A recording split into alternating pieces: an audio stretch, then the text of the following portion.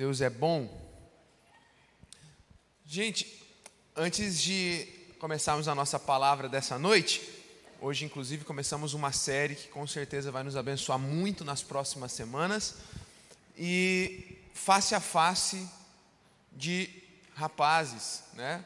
A você que tem mais de 16 anos, 17 anos ou mais, o nosso face a face de rapazes vai acontecer no último final de semana de julho, mas as inscrições já estão caminhando para o final. Então, nós temos lugares limitados. Você que não fez face a face, é uma baita oportunidade, é bênção, é algo de Deus para a tua vida. Se inscreve lá na central de inscrições, ou hoje ou amanhã, pega a sua ficha. Amanhã, em qualquer uma das 5 celebrações, você pode pegar. Para a galera que vai trabalhar, as inscrições já fecharam, mas qualquer coisa você troca uma ideia com a gente, que a gente pode ver o que faz por você aí também. Beleza? Vamos lá, vamos falar um pouquinho sobre a nossa nova série de mensagens sobre viva. Você acha a vida complicada demais? Quando você pensa em viver, quantas vezes você considerou já a tua vida tediosa ou enroscada? Sabe, tem pessoas que às vezes a gente conversa e fala assim: cara, a minha vida é enrosco puro. Quando eu saio de uma bucha, eu entro em outra. Tem gente que parece que vive a vida de uma forma tão pesada que as pessoas começam a se sentir como aquela criança brincando pela primeira vez nas ondas da praia, e vem uma onda e derruba ela, e a hora que ela consegue respirar, vem a onda de novo e derruba. E a grande questão é que a vida, ela não foi criada, a vida não foi soprada dentro de você para que ela fosse tediante ou enroscada. Nós fomos criados para viver de forma leve. Tanto é que quando vemos na criação o Espírito soprando fôlego de vida, a palavra vai dizer que Deus soprou através do seu Espírito, o ruá, fôlego de vida, nas narinas do homem. Essa expressão fôlego de vida no hebraico é shamar shai, ela se refere a um tipo de frescor, a alguém que é saciado por uma água fresca. Ou seja, assim como um rio, assim como as águas foram criadas para fluir, um rio onde não há movimento, onde não há leveza, um rio que ele não corre de uma forma natural, ele não gera vida. E assim como as águas correm de uma forma muito natural e muito leve, assim, quando você observa, né, um rio desde a sua nascente, você consegue ver ele tomando o seu curso de uma forma muito tranquila. Assim é para ser a nossa vida. A nossa vida não foi criada para ser um peso, para ser um enrosco, para ser tediosa. Nós fomos criados para viver uma vida abundante. Não é à toa que em João capítulo 10, versículo 10, o próprio Jesus vai falar: o ladrão, nós temos um inimigo, ele veio para um objetivo muito claro, ele veio matar, roubar e destruir. Mas Jesus vai falar: eu vim para que vocês tenham vida, mas não uma vida tediosa, complicada demais, difícil demais. Não, eu vim para que vocês tenham vida, e vida em abundância. Ou seja, não basta apenas viver, porque tem gente que tem vivido sua vida como o The Walking Dead da vida real, é o zumbi. Sabe? Ele parece que ele vive, mas ele não tem atitudes de alguém, ou a sua vida não é leve. Parece que ele só está naquela vibe do filósofo brasileiro, deixa a vida me levar. E ele não consegue entender que ele foi criado para algo além de tão somente sobreviver. Não somos chamados para sobreviver, somos chamados para viver uma vida plena, em abundância. E a pergunta é: por que muitas vezes não estamos vivendo isso? A grande questão é que estamos talvez nos afastando dos propósitos originais do Criador. Não há ninguém para falar melhor deste computador do que o Criador dele. Não há ninguém para falar melhor do teu celular do que o Criador dele. E quando você tenta fazer ou colocar no teu celular um software, um programa que o desenvolvedor falou para você que não é para colocar, com certeza uma hora vai travar, uma hora vai enroscar, uma hora vai dar pau. E é por aí que você começa a entender porque tem muita gente que está só no modo sobrevivência, que não está vivendo uma vida abundante, uma vida plena.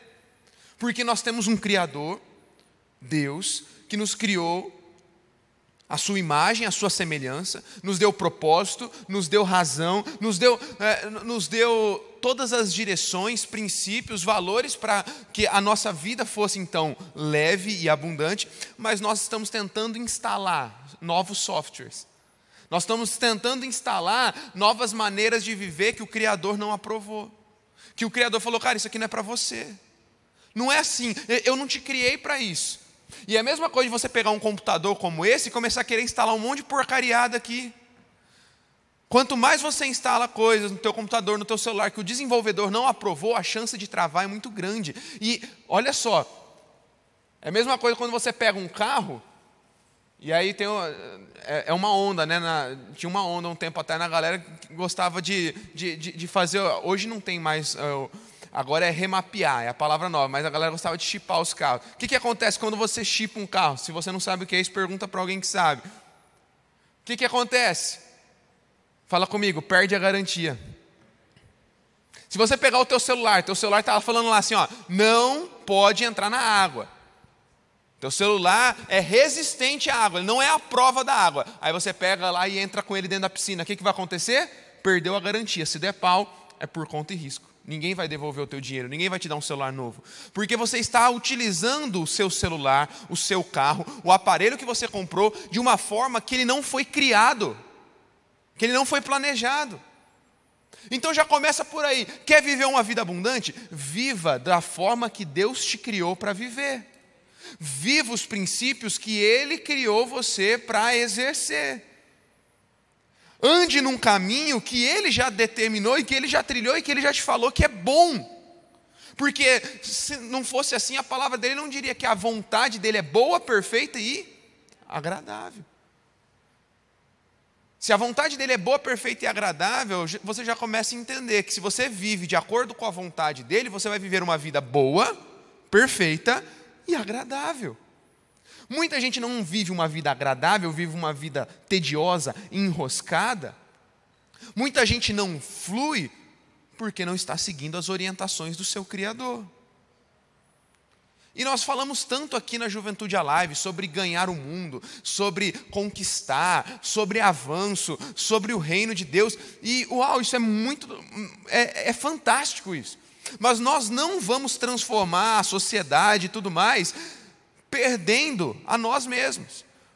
Porque antes de transformarmos, antes de cumprirmos o mandato cultural, antes de vivermos tudo aquilo que o Senhor tem para nós como ordem, como mandato, como missão, nós precisamos entender quem somos.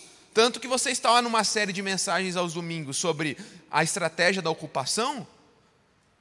Estamos falando sobre batalha espiritual todo domingo aqui, já há algumas semanas, e as primeiras mensagens nós falamos sobre o quê? Sobre identidade, sobre filiação. Porque se você não entende quem você é, o que você foi criado para fazer e quem te criou, tão pouco você vai conseguir cumprir os mandamentos que Ele deixou, tão pouco você vai conseguir expandir o reino.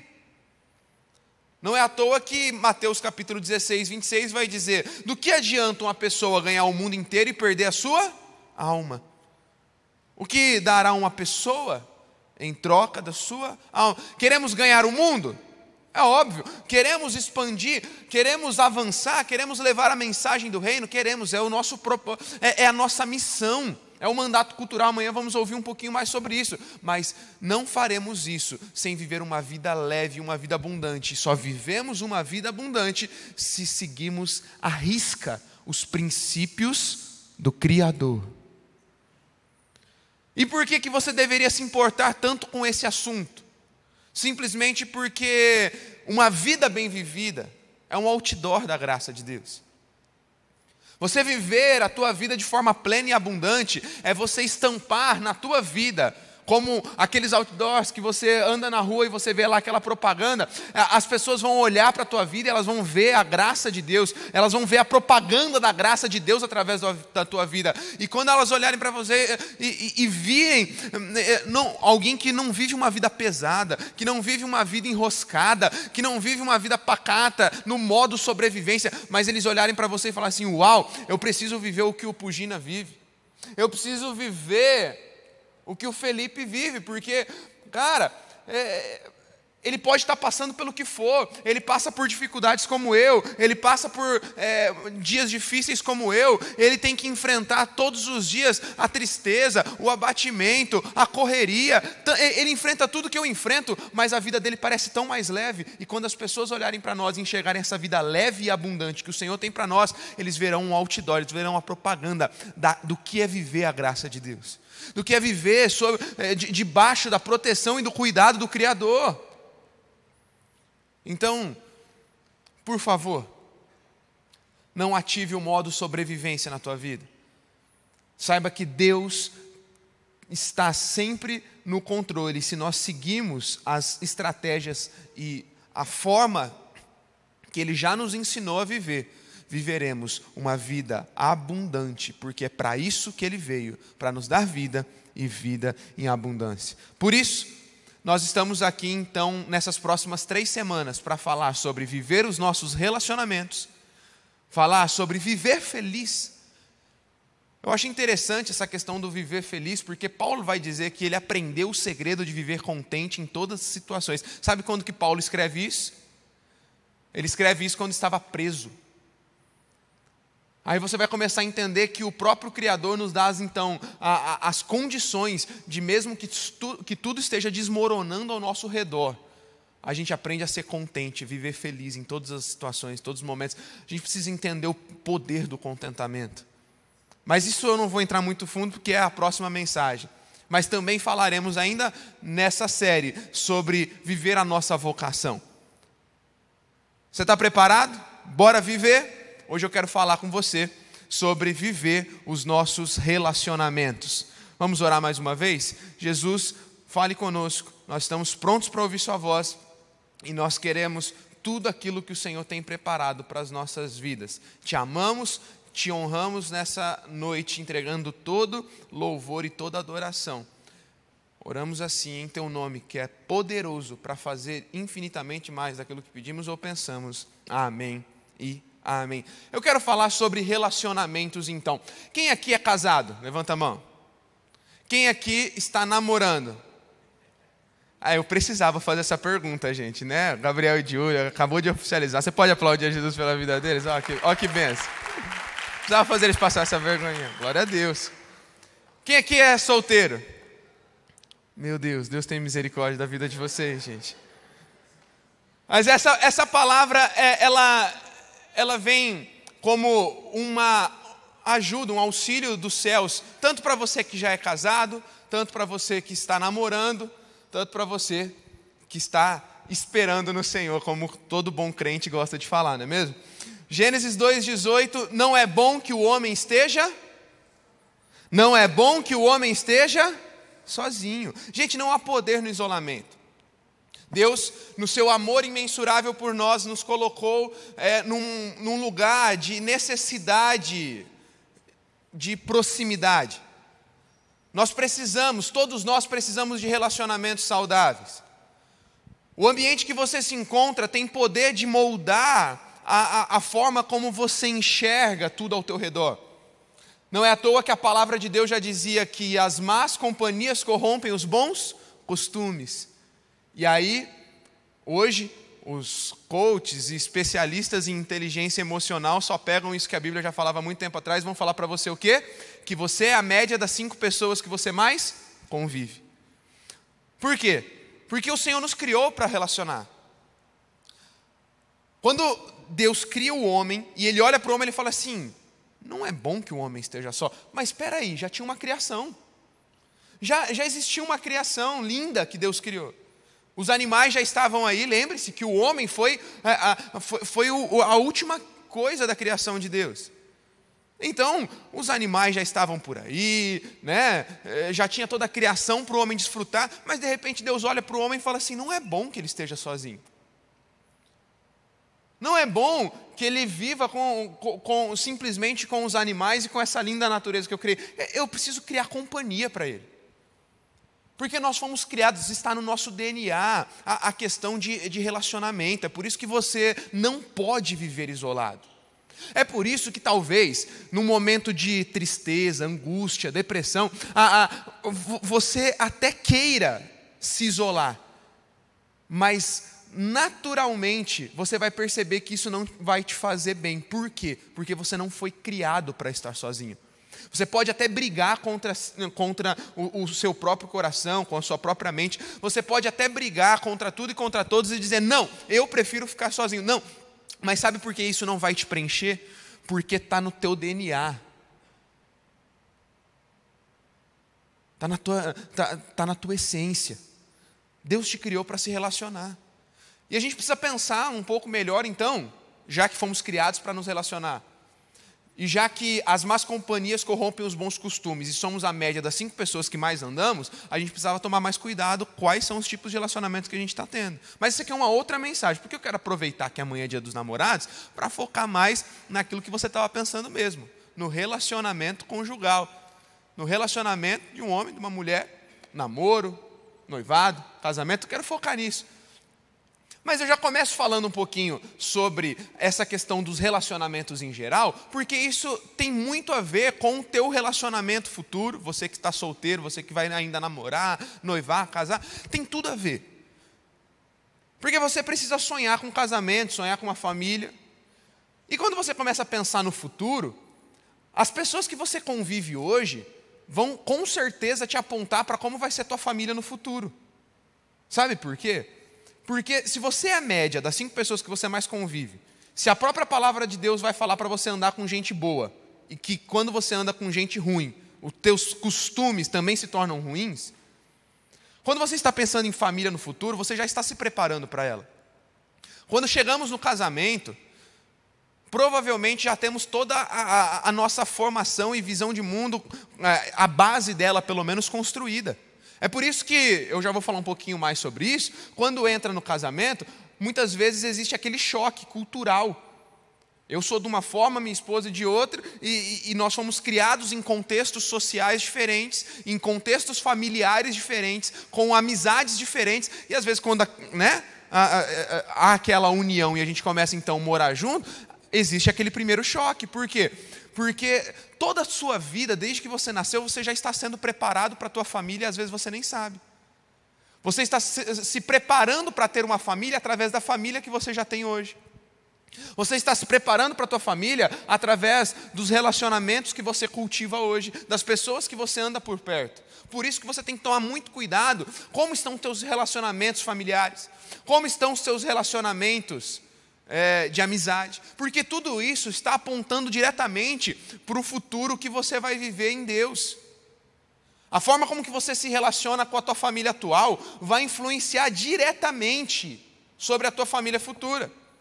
A cosmovisão dos amigos que te cercam, a forma com que eles enxergam o mundo, as lentes pelas quais eles enxergam o mundo, vão apontar sobre a tua visão de futuro. Quantos aqui já tiveram experiências de você tinha um pensamento, uma forma de pensar, uma forma de acreditar, você tinha as suas convicções sociais, políticas, espirituais, religiosas, e aí você, era aquilo e aquilo. Aí de repente você começa a andar com pessoas que pensam diferente. E aí no começo parece aquele estranhamento, será que eu posso ser amigo dessas pessoas? E de repente, a hora que você percebe, pouco a pouco, você começa a tomar forma dos pensamentos e da cosmovisão, das lentes que essas pessoas enxergam o mundo. Por quê? Quanto mais nós nos relacionamos com alguém, nós vamos também tomando para si as lentes com as quais aquela pessoa enxerga o mundo. Isso é cosmovisão, nós falamos sobre isso há um tempo atrás. Temos falado muito sobre isso. Portanto, com quem você está andando? Quais são as pessoas que têm apontado você para o teu futuro? Quais são as pessoas que têm te ajudado e te impulsionado nessa caminhada? Eu não estou falando para você desprezar pessoas ou de alguma forma fazer uma seleção da forma ruim, né? No sentido mais pejorativo da palavra, como deixar pessoas de lado e viver da forma que eu falei, sozinho. Não, eu estou falando sobre você selecionar de uma forma correta. Você vai então sentar na mesa de qualquer pessoa, mas você não vai trazer para a tua mesa qualquer pessoa. Faz sentido aqui o que eu estou falando para você? Então, já é um primeiro insight aqui para nós nessa noite. Tomar cuidado com quem estamos andando, quais pessoas estão trazendo para a nossa mesa e como estamos nos relacionando, por exemplo, com a nossa família, porque tudo isso está nos jogando ou nos impulsionando para um futuro que vai ser excelente ou nem tão excelente. Talvez você pense comigo, mas por que eu precisaria me importar já com a minha família futura? Eu estou preocupado se eu vou conseguir passar direto sem pegar DP ou não. Eu estou preocupado com a minha prova que eu vou ter essa semana, que eu estou lascado. Por que eu deveria já estar pensando em família? Bom, a questão é que sim, excesso de futuro gera ansiedade, mas ausência de futuro gera paralisação. E eu não quero que você fique paralisado. Sabe, o nosso futuro ele começa hoje. Existe uma lei espiritual que é a lei da semeadura e da colheita. O que nós plantamos hoje vamos colher amanhã. Então sim, se preocupe com a tua prova. Eu vou falar um pouquinho sobre isso, sobre investir em você mesmo, estudar, se preparar. Se preocupe realmente com a prova que você tem essa semana. Mas deixa eu te falar, não deixe de pensar naquilo que Deus tem para o teu futuro. Porque Deus tem um futuro extraordinário para a tua vida. Você precisa pensar nele. Agora, por quê? Por que temos um futuro extraordinário? Simples, porque Deus já está nele. Deus já está lá no nosso futuro. Então, você deveria sim se preocupar com hoje, mas deveria também se preocupar com amanhã.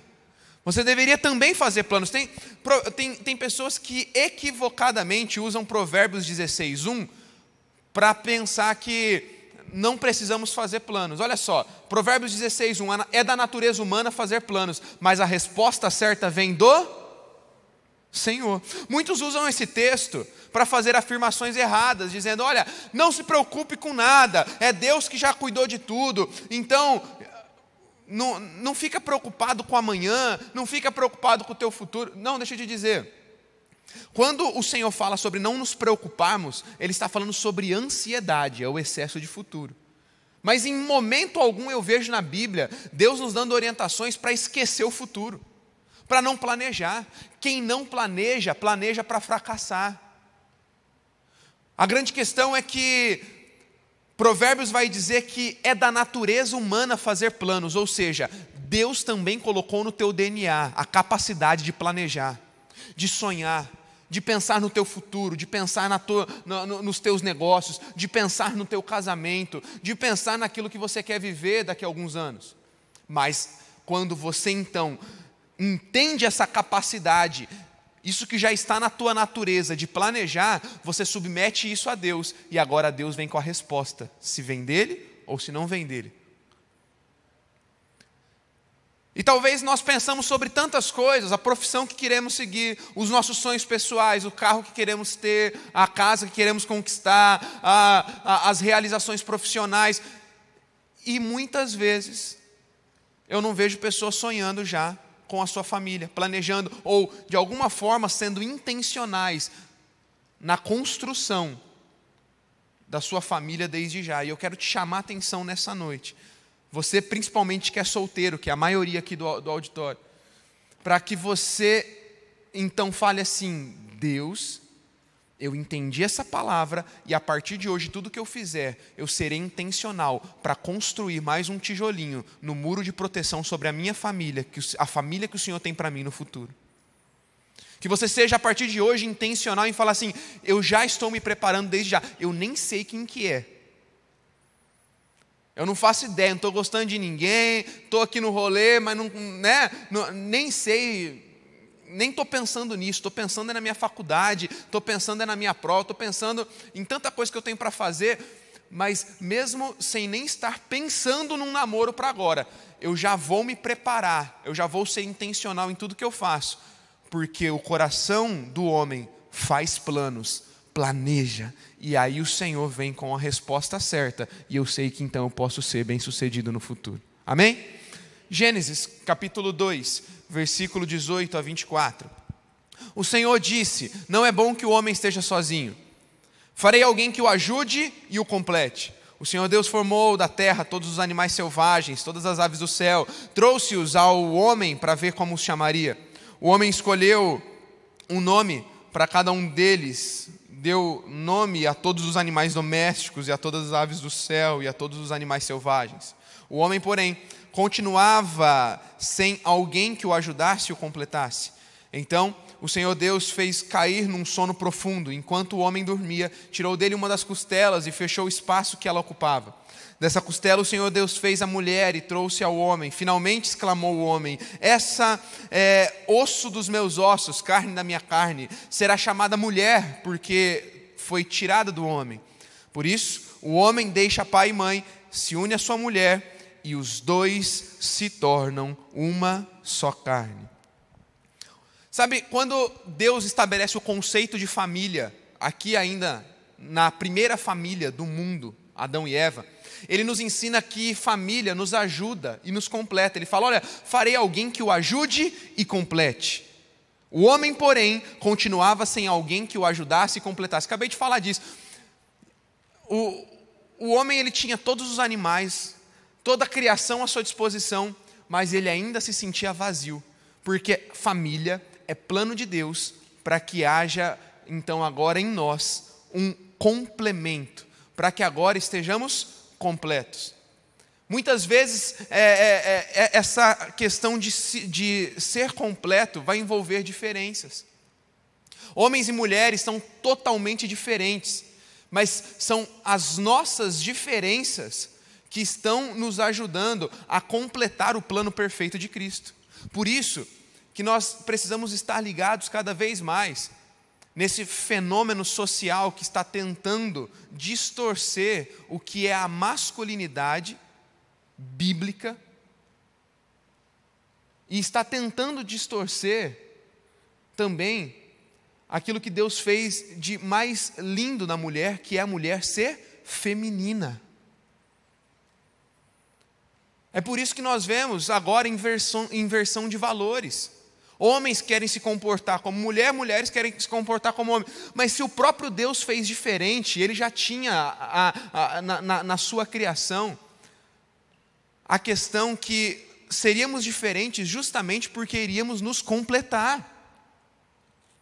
Quando eu olho para minha esposa, quando eu olho para a Bia, eu vejo que tudo que o Senhor colocou nela, que tudo que ela é justamente aquilo que eu precisava, para que agora então eu vivesse de uma forma completa, e vice-versa. Então a grande questão de família é essa questão de completar, essa questão de ser um time. Um time de futebol que tem um jogador expulso, geralmente fica mais difícil de ganhar. Sabe por quê? Porque o time precisa estar completo. Você que acompanha futebol, a velocidade que estamos hoje no futebol, falei domingo agora passado, o auge dos esportes, o melhor tempo dos esportes, o tempo de mais impacto, de mais intensidade. Se um time de futebol não tem um dos 11 jogadores em campo, com certeza vai ser muito mais difícil ele conseguir ganhar uma partida. E aí eu começo a entender também que não apenas que tem que ter os 11, mas cada um tem que estar fazendo a sua função. Fala comigo, posicionamento. Fala mais forte, posicionamento. Posicionamento é a chave para você vencer em todas as áreas da tua vida. Se você não estiver bem posicionado naquilo que você faz, naquilo que você foi chamado para fazer, você com certeza vai bater de frente com muitas dificuldades e não vai conseguir superá-las. E na família é a mesma coisa. Quando eu digo que homem e mulher são diferentes, é porque Deus criou assim, está na nossa genética. Está no nosso pensamento, está na nossa forma de viver, e na família não seria diferente. Homem e mulher foram criados com funções diferentes. E quando há uma inversão de papéis, uma inversão de valores, quando não há a compreensão de posicionamento correto, o time vai mal. Quando um jogador, num jogo de futebol, tenta fazer aquilo que não é para ele fazer, com certeza vai dar errado. Quando o atacante quer defender e o defensor quer atacar, algum espaço vai ficar vago e o outro time vai fazer gol. A grande questão é que existem funções para o homem, funções para a mulher dentro da família. O homem, por exemplo, Provérbios 24 e 27, vai dizer que uma das funções do homem é dar provisão à sua família. Por isso, fica a dica. Muitos me perguntam, acho que aqui não acontece muito, aqui a gente já está numa galera mais cabeça, numa galera já mais velha. Mas lá no UP acontece muito, os adolescentes, eu quero namorar. Eu falei, cara, você não tem grana para você comprar um hot dog para você no fim de semana, você tem que ficar pedindo o cartão do teu pai, você quer namorar? Então já fica a dica, né? Uma das funções de Deus para o homem é que Ele dê provisão à sua família. E aí não cabe na minha cabeça o homem que ele não produz nada de bom para a humanidade o dia todo. Ele não estuda direito, ele não trabalha, ele não dá valor ao trabalho.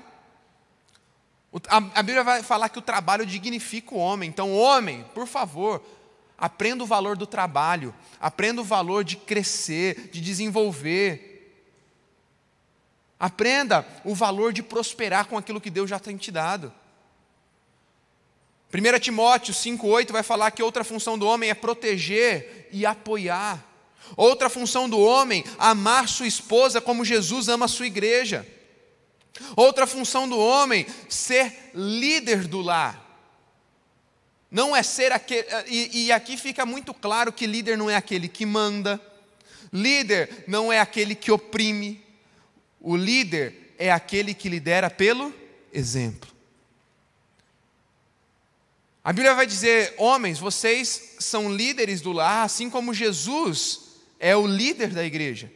Mas ele vai dizer, ame a sua mulher, assim como Cristo amou a sua igreja. E como que Cristo amou a sua igreja? Se entregando. Fala comigo, se entregando. Então, o líder é aquele que se entrega. O líder é aquele que bate no peito e fala assim, a responsabilidade é minha. E se o negócio não está rolando, se algo não está acontecendo do jeito que deveria acontecer, a responsa é minha. Por isso, rapazes, comecem a ser mais intencionais e desde já comecem a se portar como líderes. Comecem a se posicionar como líderes. E já pega uma dica valiosa. Ninguém segue um líder que não sabe para onde está indo. Então, essa parada do homem que vive com medo do futuro, que vive com medinho da responsabilidade, que não sabe o que quer, que não sabe para onde vai, que não sabe o que quer da vida, que não sabe o que quer do futuro, furada. Moça, fica de olho. Se o camarada que você está de olho, que você está olhando, ele não sabe o que ele quer do futuro, ele tem medinho da responsabilidade, foge, né? Como diz o outro, foge que é laço, porque ninguém pode seguir um líder que não sabe para onde está indo. E a função da mulher, a função bíblica da mulher dentro do casamento? Provérbios 31, 24, ela é administradora do lar. Provérbios 31 também vai dizer que ela é chamada para ser sábia.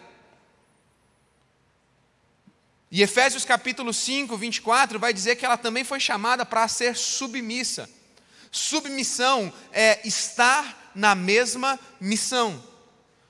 E uma mulher nunca vai seguir um líder que não sabe para onde está indo. Eu acabei de falar sobre isso. Mas se existe um homem bem posicionado, se existe um homem líder que sabe muito bem para onde está indo, e ama a sua mulher como Cristo amou a igreja, se entregando por ela, não será dificuldade alguma para aquela mulher se submeter ao homem.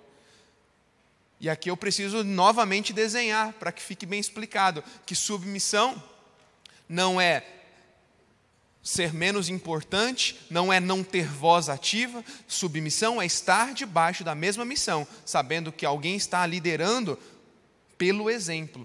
E você não segue então agora o seu futuro marido, ou você não vai seguir o teu marido quando chegar lá, simplesmente porque ele vai te oprimir, ou porque você não vai ter voz ativa. Não, mas porque você entenderá que ele é alguém que sabe para onde está indo, um líder instituído por Deus, que ama você como Cristo amou a igreja, se entregando por ela, então ele se entrega por você, então não vai haver dificuldade alguma, então falar, eu quero completar você, eu quero andar nessa mesma missão, e juntos a gente pode viver mais.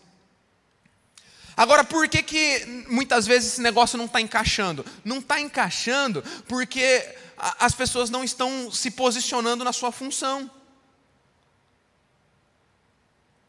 Lembra aqui, olha que uma das funções do homem que nós falamos, proteger e apoiar.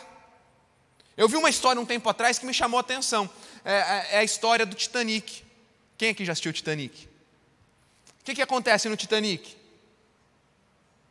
Alguns séculos atrás, quando o navio afunda, você viu isso no filme e a história vai contar isso. Na hora do vamos ver, na hora daquele, do desespero, o que acontece? Quem foram as primeiras? Quem foram os primeiros? Quem foram os primeiros a pegar os botes? Fala comigo, as mulheres. Porque uma das funções do homem é proteger e apoiar, é entregar a própria vida, como Cristo entregou a própria vida para amar a igreja. Uma grande marca do homem que estão tentando tirar. Uma das marcas da hombridade é o cavalheirismo. É o se importar.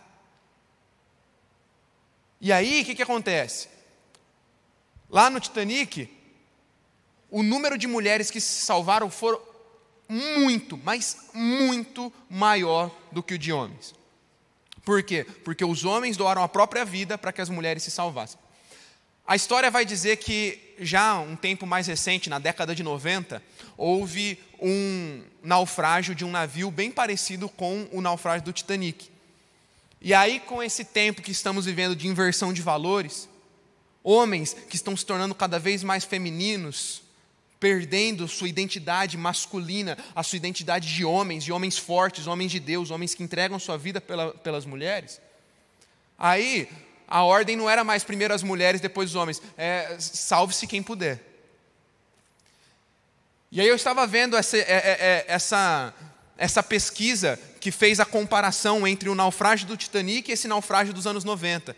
E agora, nesse naufrágio dos anos 90, as mulheres que conseguiram se salvar foi uma porcentagem mínima. Por quê? O homem, naturalmente, ele é mais forte, a genética do homem é mais forte. Os homens conseguiram se salvar e não deram atenção para as mulheres. Por quê? O homem cada vez mais se perdendo na sua função de ser aquele que protege. Então aí fica fácil entender porque o movimento feminista tem crescido tanto, querendo tirar aquilo que Deus deu de mais lindo para você, mulher, que é ser feminina. Sabe por quê? Porque muitas de vocês foram deixadas para morrer como aquelas mulheres.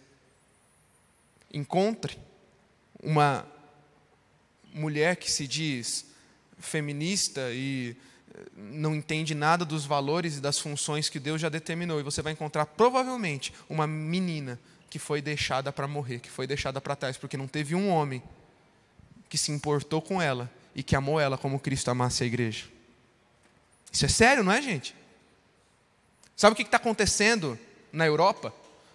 Os homens estão cada vez mais adentrando num estereótipo feminino. E isso tem assustado, eu estava vendo uma pesquisa também, isso tem assustado as mulheres europeias. E sabe o que está acontecendo? As mulheres estão cansadas desse homem extremamente feminino. Esse homem que não é um homem de verdade. E deixa eu te falar, gente, aqui tira da tua cabeça, não estou falando de ser ogro, não estou falando de ser chucro, eu estou falando de ser um homem que se posiciona, um homem que sabe para onde está indo. E aí sabe o que está acontecendo na Europa? Está acontecendo um fenômeno social que as mulheres estão cansadas desse estilo de homem ocidental que está cada vez mais feminino, e elas estão se casando com islâmicos. Elas estão se casando com os homens do mundo islã, porque são homens de fibra, são homens de verdade, homens posicionados e nem conhecem a palavra de Deus. E aí sabe o que está acontecendo? O islamismo é a religião que mais cresce na Europa. Sabe por quê? Porque enquanto tem muito cristão se acovardando, tem muito homem cristão cheio de frescurinha, os homens islãs entenderam qual é o papel, qual que é a função que Deus criou o homem para ser.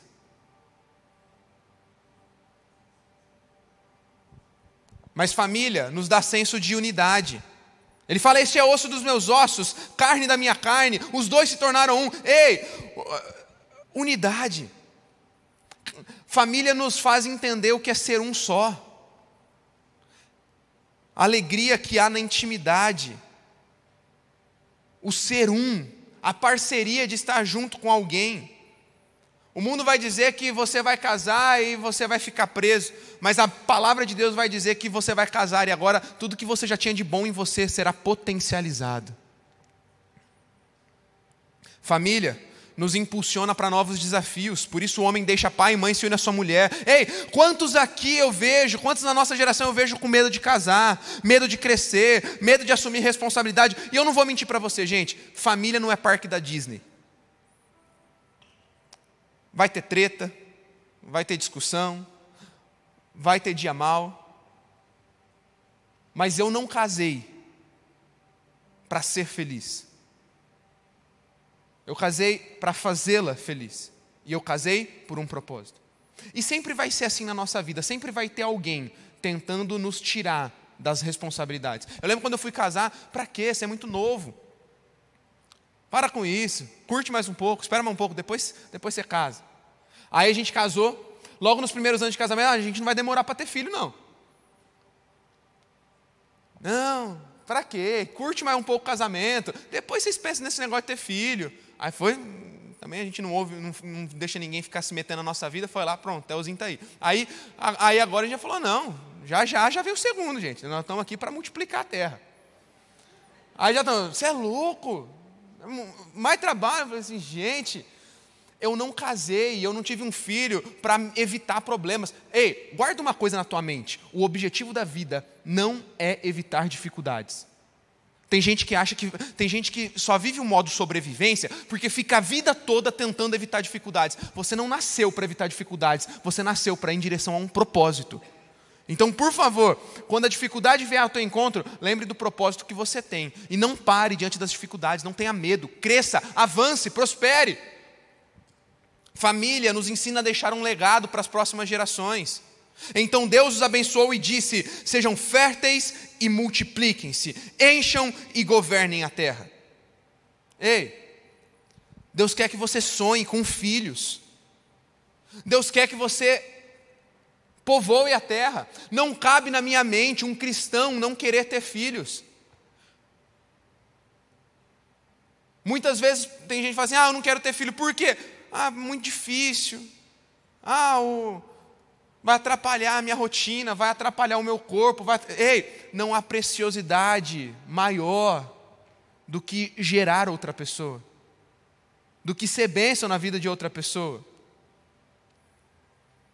Não é à toa que nós temos enxergado uma luta tão grande do diabo, de distorcer os gêneros.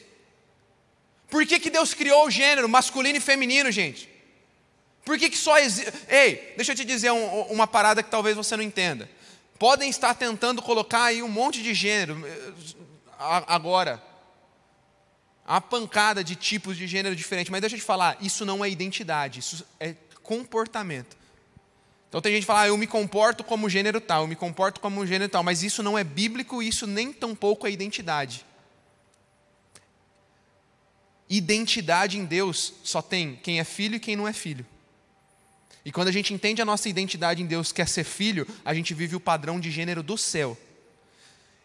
E eu te pergunto, por que Deus criou só o gênero masculino e feminino? Porque só o masculino com o feminino há procriação. E qual que é a ordem de Deus? Povoem a terra. Uau! Consegue entender? Porque tem gente que não consegue apenas aceitar pela fé. Por que Deus só criou homem e mulher? Simples, porque o plano de Deus era povoar a terra, e só um homem e uma mulher podem ter capacidade de povoar a terra. Por isso que o inimigo tem tentado tanto distorcer os gêneros, tentado tanto distorcer a nossa identidade, porque ele sabe que quanto mais ele conseguir fazer isso, menos a gente cumpre aquilo que Deus falou, povoar a terra. E imagina, um homem e uma mulher de Deus como você povoando a terra com filhos que também amam a Deus. Uau! O inimigo, Ele não está interessado no hoje, ele já está olhando o amanhã. E Ele sabe que os nossos filhos são flechas nas mãos do Senhor, para uma transformação social que está por vir. Sabe tudo isso aqui que a gente está pregando? Transformação social, as 7 esferas da sociedade, influência. Ei, tudo isso não é para agora. Tudo isso aqui não é para agora. Tudo isso aqui é para o futuro. São para as próximas gerações, gente. É para as próximas gerações. Os nossos filhos viverão isso. Os nossos filhos viverão numa nação transformada. E é por isso que o inimigo está tentando desconstruir o plano inicial de Deus. Quantos eu já tenho ouvido? Ah, não, eu vou até casar, mas filho não. Eu tenho gato, eu tenho cachorro, eu tenho periquito, eu tenho passarinho, mas filho eu não vou ter. Ei, você acha que isso é plano de quem? De Deus?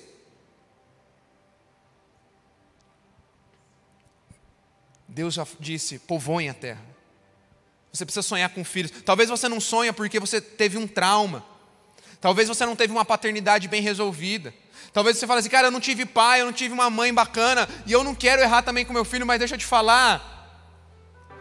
Nós temos dito aqui constantemente que a tua maior dor, a tua maior luta se tornará o teu maior ministério. Então, se você não teve uma paternidade bem resolvida, se você não teve dentro de casa uma filiação bem entendida, é nesse lugar, é nesse ponto que Deus vai te usar, e você será muito melhor do que a geração anterior, porque deixa eu te dizer, nas áreas onde você mais sentiu dor, nas áreas onde você mais foi machucado, será essa área que Deus vai mais te usar. Então perca esse medo, fala, Senhor, cura o meu coração, porque eu serei um agente de povoar a terra.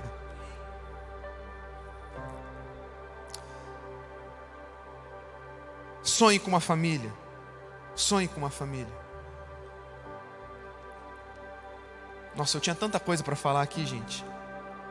Eu sei que eu já passei do horário bastante hoje, mas a gente está acostumado a acabar no horário certinho na live. Você me dá mais 6 minutinhos eu corro aqui e passo tudo que eu preciso passar.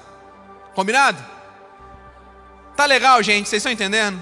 Posso continuar? Então, rapidão. Como então eu me engajo e como eu sou intencional para a construção da minha família? Pega o teu celular que eu vou falar rapidão, só vou citar, não vou poder ficar parando muito. Primeiro, aproveite seu tempo de solteiro.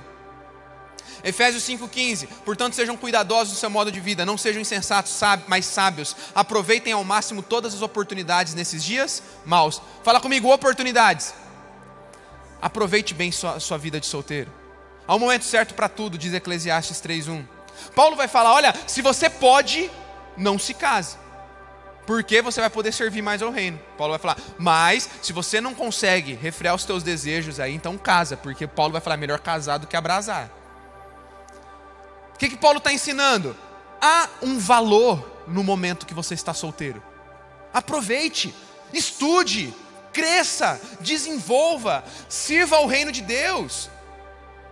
E deixa eu te falar, aproveitar o tempo de solteiro não é defraudar aos outros nem a si mesmo. Não, tem gente falando, legal, era isso que eu queria ouvir do pastor, vou aproveitar, vou dar uma curtida, vou conhecer um monte de gente diferente. Não, não é isso. Porque quando você sai ficando com um monte de gente fazendo test drive em todo mundo, você está defraudando aos outros e defraudando a si mesmo. Sabe o que é defraudar? É abusar emocionalmente. Você está deixando marcas nos outros e gerando marcas em você. A hora que chegar no casamento, pronto, está tudo errado. Você está cheio de marcas. Você deixou alguém cheio de marcas. Aproveitar bem o tempo de solteiro é crescer por dentro, é crescer por fora. Aproveitar bem o tempo de solteiro é usar esse tempo agora para evangelizar, para crescer, para expandir o reino de Deus, para trabalhar mais para Jesus. Segundo, invista em você.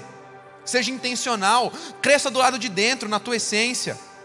Jesus crescia em sabedoria, estatura e favor de Deus e das pessoas. Jesus crescia em todo momento. Adquira conhecimento, cresça emocionalmente. Estude, se prepare. Seja o melhor na tua faculdade. Aprenda um novo idioma. Esse tempo de solteiro antes de casar, você vai ter muito mais tempo do que quando você estiver casado. Porque quando você estiver casado, as preocupações, como eu disse, não casamos para evitar problemas, só arrumamos mais problemas. Você arruma mais boletos, você arruma menos tempo, mais preocupação. Então, enquanto está solteiro, aproveite esse tempo para se organizar financeiramente. Ei, começa a poupar hoje. Para de gastar aí, né? A rodo, procura alguém para te ajudar na tua organização financeira. Aprenda a poupar, aprenda a investir, aprenda a gastar melhor. Cresça do lado de dentro. Cresça no teu intelecto, nas tuas emoções. Cresça com Deus. Cresça na aparência. 1 Coríntios 6,19 vai falar que o nosso corpo é templo do Espírito. Você é uma vitrine. Ei, cuide do teu corpo. Aí, ó, seja intencional. Eu lembro quando o pastor Pedro Paulo veio aqui no Confra Live 2019, eu estava para casar, faltava 15 dias para o meu casamento. Ele falou assim: olha, se eu voltar aqui o ano que vem, se você não tiver com o corpo melhor do que você está hoje, você não ama a tua esposa. Eu falei, uau, pesado. Esses dias eu estava com ele no telefone, essa semana passada, eu falei, você tem que voltar aqui, que eu estou 35 quilos mais magro. Chegando lá, falta mais um pouquinho. Deixa eu te falar, seja intencional nisso, gente. Cuida do teu físico, cuida da tua aparência. Cadê os solteiros aí de plantão que você levantou a mão no começo? Se arruma melhor para vir para cá, para a igreja. Se arruma melhor para sair. Cuida do teu corpo, vai fazer um exercício. Vai ficar bem, vai ficar na pegada para tua esposa, vai se preparar para tua esposa, vai se preparar para o teu marido, para o teu futuro marido. Sim, já começa a ser intencional nesses detalhes. Porque eu já vou falar já que o físico importa? Importa. É o primordial, é o principal? Não é, mas importa. Porque eu vou falar já sobre isso aqui para a gente encerrar. Uma das bases para você escolher alguém para namorar é a atração física. Você não vai ficar com alguém que não te atrai. Não é o principal. Não é isso que, né? Não é isso que vai mudar ou não. Mas ajuda. Então, vira para a pessoa que está do teu lado e fala assim, ó, dá uma arrumada na lata aí, por favor.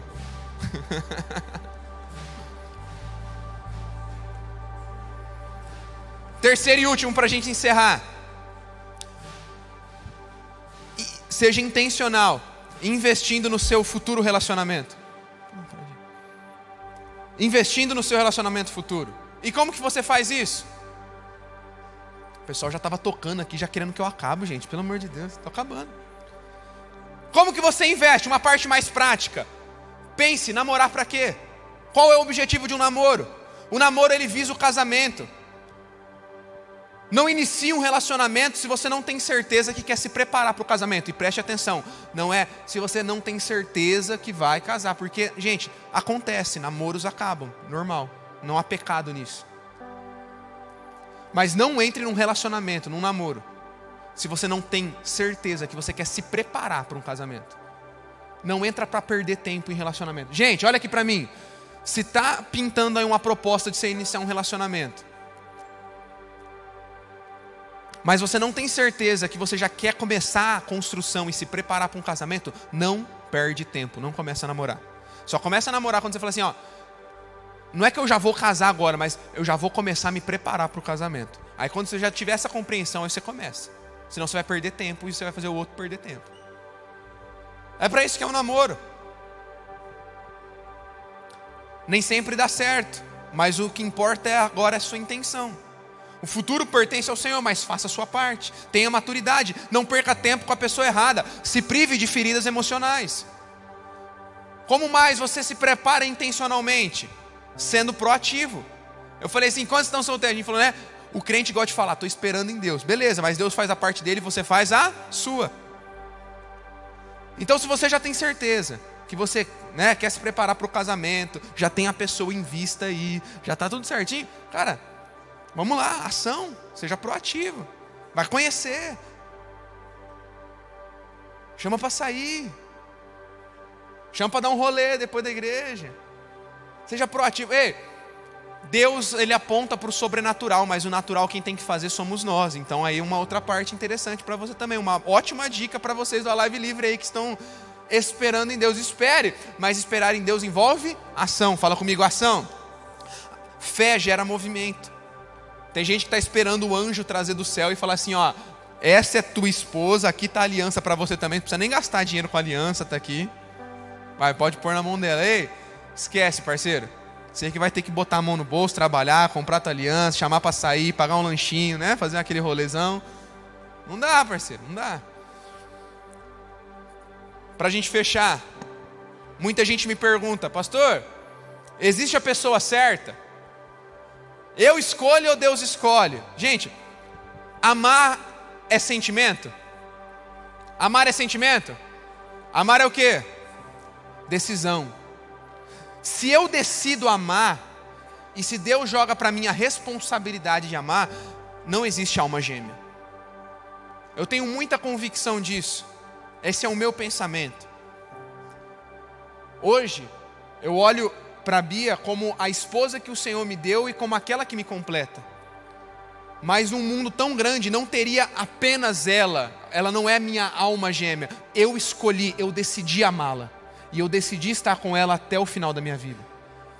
Sabe por quê? Se existisse alma gêmea, a gente podia jogar a culpa em Deus. Aí na hora que não dá certo, na hora que vem a treta, na hora que vem, né? Aí, Deus foi a mulher que tu me deste. Deus foi a alma gêmea que o Senhor falou que era para mim. O Senhor me confirmou que era ela. Ei, toma cuidado com isso. Deus não vai fazer o que é para você fazer. Porque é a partir do momento que você decide amá-la, aí você tem que ir até o fim. Não no namoro, é claro, como eu acabei de falar, namoro pode terminar. Mas a partir do momento que você fala assim, eu decido amar essa mulher, eu decido me comprometer num compromisso maior de casamento, aí até o final. Não adianta jogar a culpa em Deus. Ah, foi Deus que me deu. Deus que deu nada. Você decidiu amá-la. Então decida amá-la até o final. Agora, claro, existem os pré-requisitos que o Senhor Jesus já nos dá na sua palavra.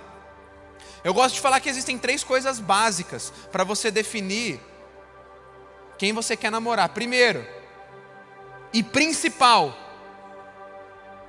você precisa ter a mesma fé que essa pessoa. A Bíblia vai falar, não se põe em julgo desigual. Não dá para você namorar, estar com alguém que não compartilha da mesma fé em Jesus que você compartilha. Uma hora vai dar pau. Uma hora vai dar errado. Então essa é a primeira questão. Tá anotando aí? Tô vendo um monte de gente anotando aí. Anota aí que é bom para você.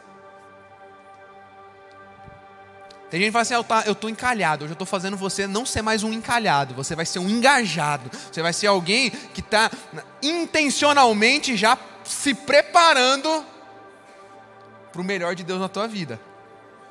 Então, primeiro, precisa ter a mesma fé que você. Segundo, precisa compartilhar da mesma visão de futuro. Então, primeiro, fé em Deus. Segundo, visão de futuro. Fé em Deus é fácil. Você consegue conversar com a pessoa e você consegue já olhar para ela antes e ver se ela tem a mesma fé. Visão de futuro, aí demanda tempo. Você precisa andar um pouquinho com essa pessoa. Você precisa, né, andar um pouquinho junto. Você precisa frequentar o mesmo rolê. Você precisa começar a conversar e entender se essa pessoa compartilha da mesma visão de futuro que você tem. Senão, tem que parar por aqui.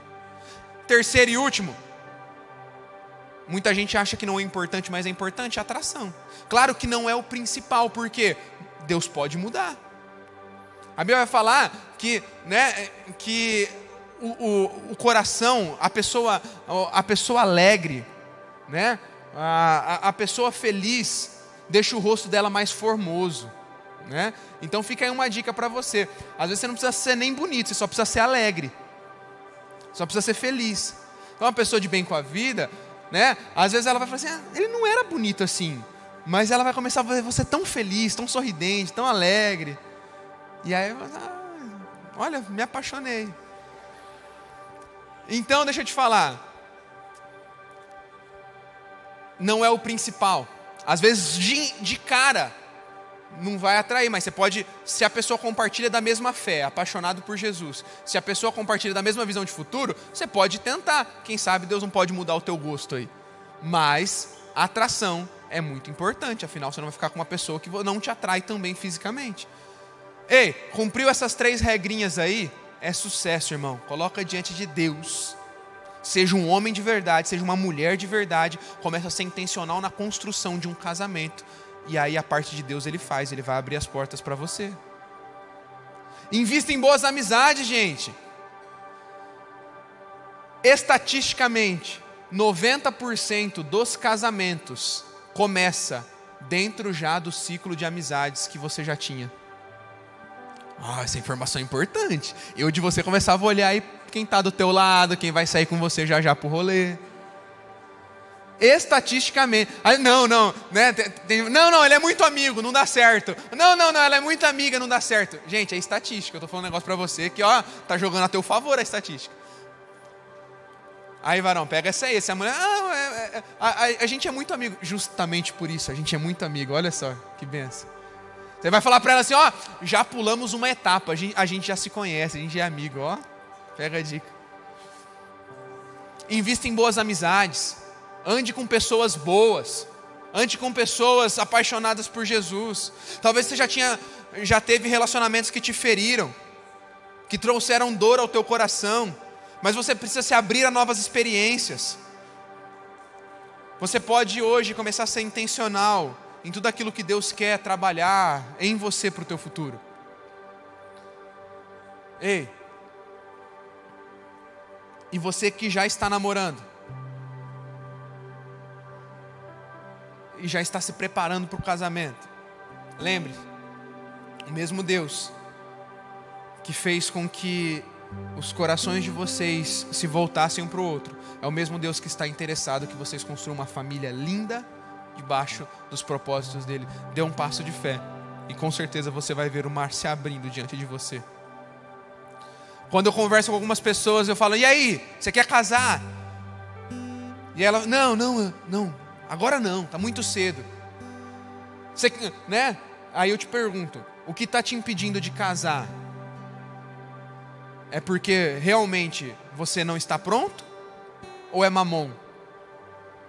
Ou é a tua falsa esperança que o dinheiro vai resolver todos os teus problemas? Nós não estamos na vida para evitar dificuldades. Qual que é a tua dificuldade? Não tenho dinheiro. Dá o passo de fé. Deus vai abrir, vai se planejar, vai se preparar, vai estudar, vai crescer, vai trabalhar. Deus vai te abençoar. Se prepare. Deus tem muita coisa boa. Fica de pé no seu lugar, quero orar por você. Ei, olha para mim, para eu fechar essa palavra. A próxima onda de avivamento e reforma que Deus está operando sobre a nossa nação virá através da família e da igreja. É por isso que Deus está te preparando como família. É por isso que Deus está preparando o teu coração. Sabe por quê? Porque a próxima onda de avivamento virá através da família e da igreja. Não deixe que o teu coração se feche para a família. Não deixe que seu coração se feche para o casamento, para os filhos, para a paternidade, para a maternidade. Porque nós estamos só começando essa obra. Transformação social, avivamento, reforma, tudo que a gente está falando é só o começo. Fala comigo, é só o começo. É só o início, gente. São os nossos filhos, é a próxima geração que vai viver tudo que a gente está pregando aqui, tudo que a gente está falando.